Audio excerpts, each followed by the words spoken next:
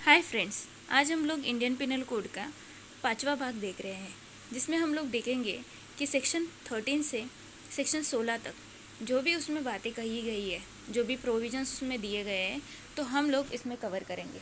हम लोग ने अब तक 12 सेक्शंस कंप्लीट किए हैं, जिसके अनुसार हम लोग ने डेफिनेशंस देखे हैं। हम लोग ने बैकग्राउंड और हिस्ट्री ऑफ आईपीसी भी देख लिया है।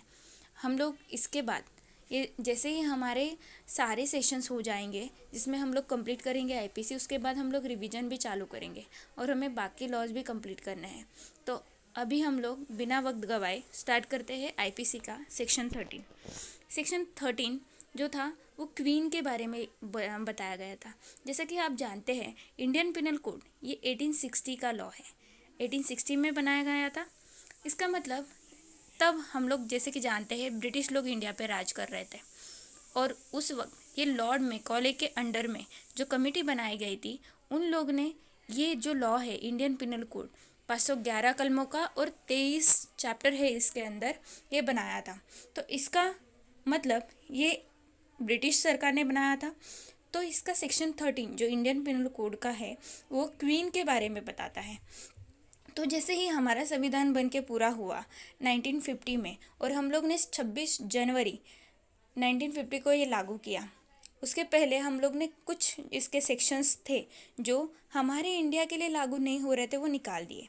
तो अभी क्वीन, जैसे कि ब्रिटिश राज ख़त्म हो चुका था, जैसे ही हमारा संविधान बन गया, तो हम लोग को 1947 में स्वतंत्रता मिल गई थी। तब से ब्रिटिश लोगों का हमारे ऊपर जो साम्राज्य था वो ख़त्म हो गया था। तो क्वीन का भी यहाँ पे कोई मतलब नहीं था सेक्शन रखने का, तो इसीलिए हम लोग ने ये सेक्शन निकाल दिया, सेक्शन 13। इसलिए ये ओमिटेड है। ओमिटेड मतलब निकाल दिया गया है। ये क्वीन के बारे में था और किसके तहत निकाला है? गवर्नमेंट ऑफ इंडिया ऑर्डर 1950 के हिसाब से हम लोग ने ये सेक्शन 13 पूरा ओमिट कर दिया, निकाल दिया। समझ गए? यह हम लोग ने देखा इंग्लिश में। Title queen repealed, repealed means निकाला गया, by the government of India order 1950। अगला है हिंदी में, जो बताता है कि क्वीन की परिभाषा धारा 13 में दी गई है। बताता है कि ये निकाला तो गया सेक्शन 13, सेक्शन 13, धारा 13, लेकिन किसके हिसाब से? विधि अनुकूलन आदेश 1950 द्वारा निरसित किया गया है। तो हम लोग अभी अगला धारा 14 देखते हैं। धारा 13 अभी आपको समझ गया होगा, ये तो ओमिट है, निकाल दिया है, तो आपको लर्न करने की ज़रूरत नहीं है। अभी धारा 14 देखते हैं।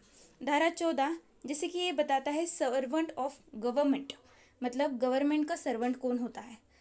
सर्वेंट, जैसे कि एग्जांपल अगर हम लोग ले लें कि ए नाम का आदमी गवर्नमेंट, हम लोग जैसे कि बोलते हैं गवर्नमेंट जॉब पे है, गवर्नमेंट सर्वेंट है। सर्वेंट कौन होता है? सर्वेंट वो होता है जो गवर्नमेंट के पैसे के पगार लेके, सैलरी लेके काम करता है और उनके अधीन आदेशों का पालन करके, उनके रूल्स फॉलो करके काम करता है। तो वो ए नाम का आदमी हो जाएगा servant of government.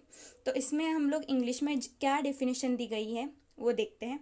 The word servant of government denote any officer और सर्वेंट कंटिन्यूड, अपॉइंटेड और एम्प्लॉयड इन इंडिया। जो भी सर्वेंट जो गवर्नमेंट के अंदर कंटिन्यू है सर्विस में, अपॉइंट किया गया है गवर्नमेंट द्वारा, और एम्प्लॉयड है इन इंडिया और under the authority of government, इसको बोला जाएगा सर्वेंट ऑफ गवर्नमेंट। उसके बाद हम लोग देखते हैं सरकार का सेवक।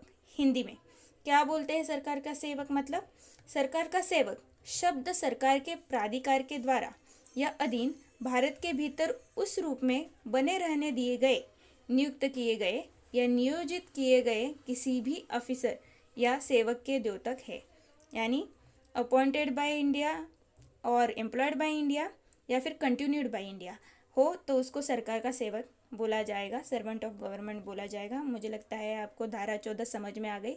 अभी धारा 15 देखते हैं। धारा 15 अगेन रिपील। क्यों रिपील? इसको भी निकाल दिया गया है। इसके किसके हिसाब से? 1937 के जो गवर्नमेंट ऑर्डर आई थी गवर्नमेंट ऑफ इंडिया की, उसके हिसाब से जो धारा 15 है उसको निकाल दिया गया है। सेक्शन 15 भी रिपील्ड है। यानी कि अब लोग ने अभी तक देखा 13 भी निकाल दिया है, 15 भी निकाल दिया है, और आगे आप देखोगे 16 भी निकाल दिया गया है। इसका मतलब आप ये पूरे सेशन में कितने सेक्शन पढ़ोगे? सेक्शन 14 पढ़ लिया आप लोग ने, बराबर।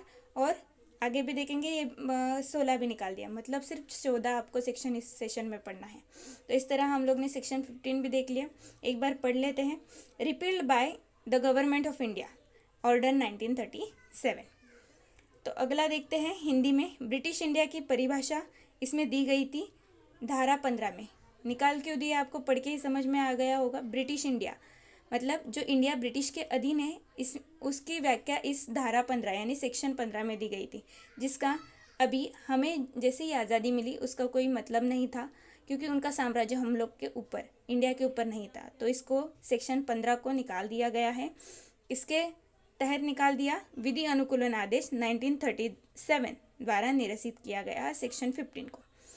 अभी सेक्शन 16 देखते हैं अगला, जिसमें दिया गया है कि बात कहता है गवर्नमेंट ऑफ इंडिया की परिभाषा।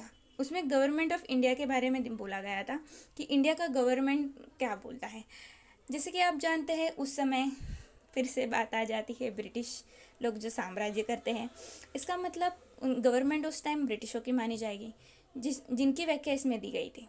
इसीलिए इस सेक्शन को भी निकाल दिया गया है। इसलिए लिखा गया है रिपील्ड सेक्शन 16 किस आदेश द्वारा, गवर्नमेंट ऑफ इंडिया ऑर्डर 1937 द्वारा। तो इसमें डेफिनेशन दी गई थी गवर्नमेंट ऑफ इंडिया की परिभाषा, जो सेक्शन 16 निकाल दी गई है। आपको याद रखने की कोई ज़रूरत नहीं है, 1937 के द्वारा निरसित है।